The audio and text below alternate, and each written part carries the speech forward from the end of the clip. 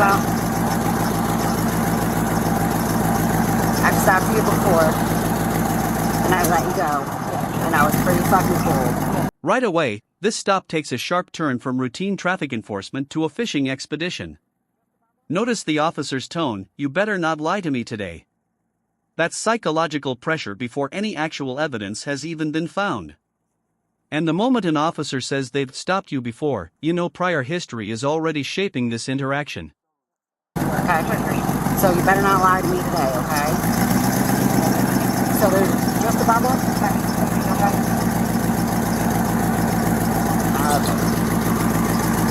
Go ahead and show it off.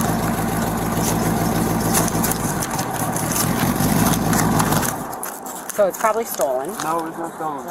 They just the gear slipped off inside of it. So who's it registered to? It's a salvage vehicle. Who's it registered to? Salvage vehicles are still registered to someone. Do you have registration in the building? They're both going to be 13s, I think. Alright, so you're suspended, so you can go ahead and get out for me, please. Okay, where's the bubble at?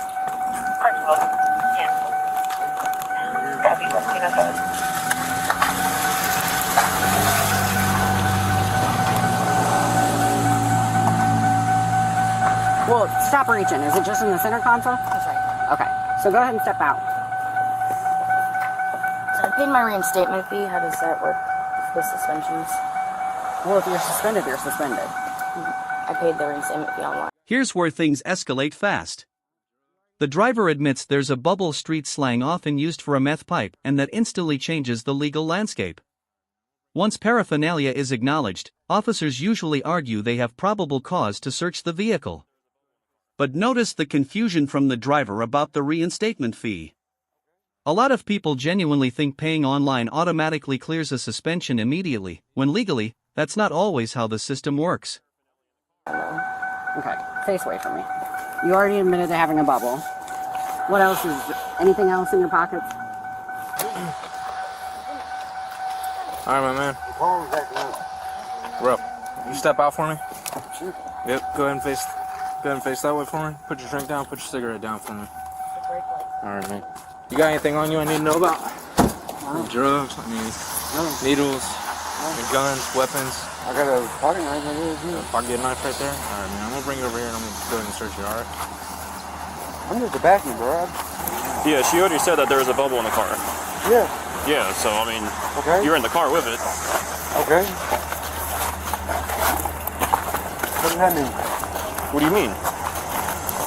There's drug paraphernalia in the car, and you both are sitting in the same car.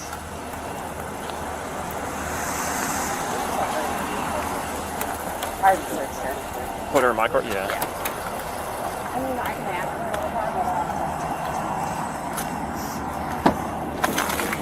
I'll get that seatbelt out of your way. You can go ahead and sit in. It's not going to interfere with you, but...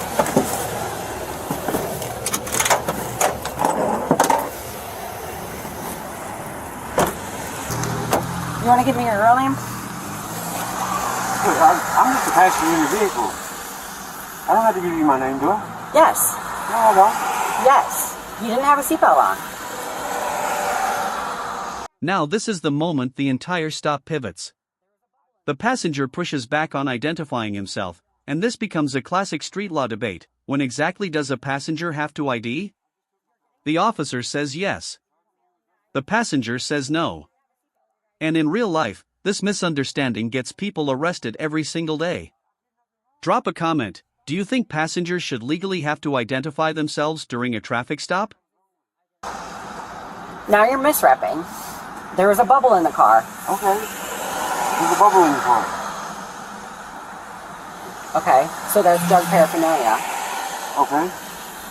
Are you charging me with drug paraphernalia? You didn't have a seatbelt on.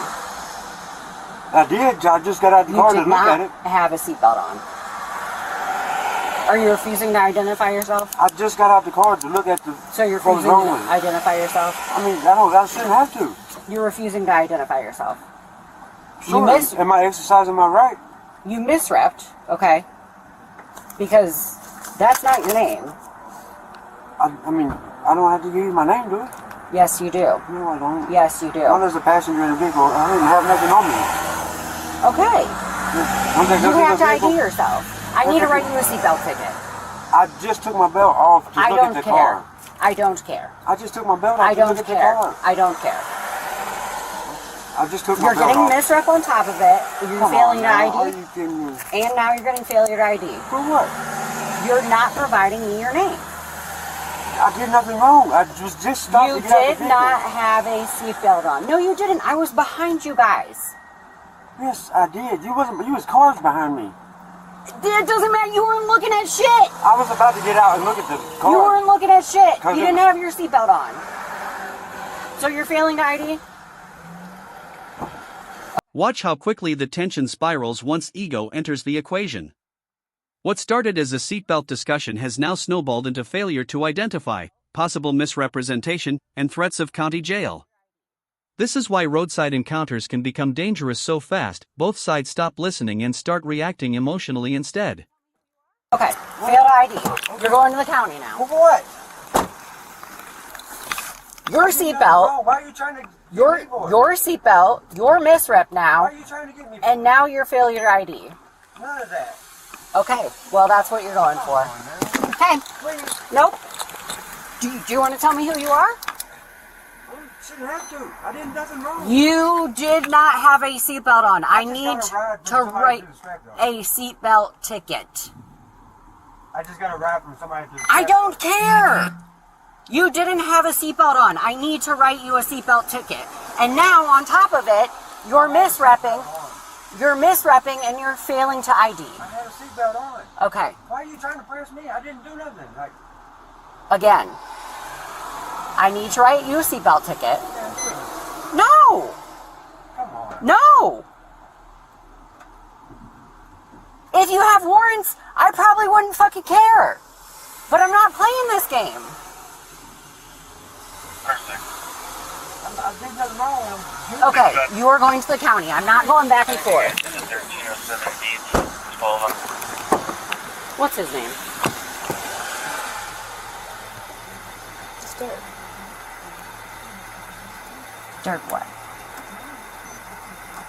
Yes. What's his last name? S?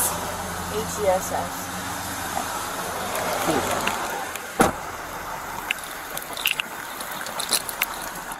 Hey, did you guys find a single meth pipe anywhere? Just this one. Where was that one? It was in the center console, in this little black container, just Okay. in front, in between the two seats here. Okay. So that's going to be hers. He had a black baggie with a meth pipe and meth. So. Alright. But they both have warrants, so. Since you help me out again, okay? You have a warrant.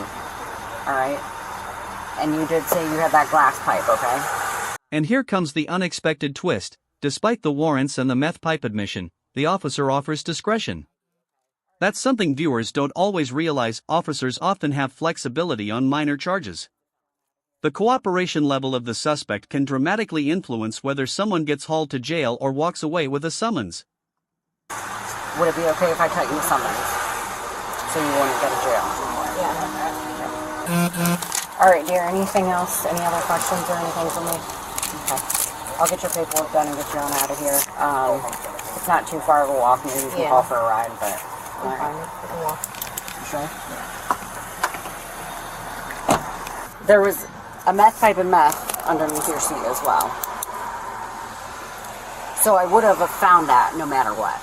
Okay, because the car was getting inventoried because it was getting searched and towed. Can I get my wallet? Yeah, I can get that for you. She also wants you to have her number, okay? None of that's hers. None of it's hers. The bubble in the center console? Yeah. None of it's hers. You sure? Yes. Alright. It's all mine. She did nothing wrong. She's a good girl. She did nothing wrong. I know, she's a good girl. I've Let her stopped go. her. Okay. Let her go. Okay. I know you didn't want to tell me your name because of the warrants that you had. I get it. You know, it is what it is. We got off on the wrong foot. Whatever. I'm not going to hit you with a misrep, okay? I'm seriously probably one of the coolest cops you'll ever. Like, I don't care, really. Just the biggest thing is I hate liars. So, I won't hit you with misrep. I won't hit you with a seatbelt. I won't hit you with failure to ID, okay? You already have enough going on. But I do have to hit you with the meth. It's a felony. The ending is honestly fascinating. After all the arguing, accusations, and tension, the officer drops several potential charges but says the felony meth charge is unavoidable. That final conversation almost feels like two people finally understanding each other after 8 straight minutes of conflict. But it raises a bigger question: if the officer was willing to drop the other charges anyway, did the confrontation over ID actually accomplish anything? So I can't just throw that away.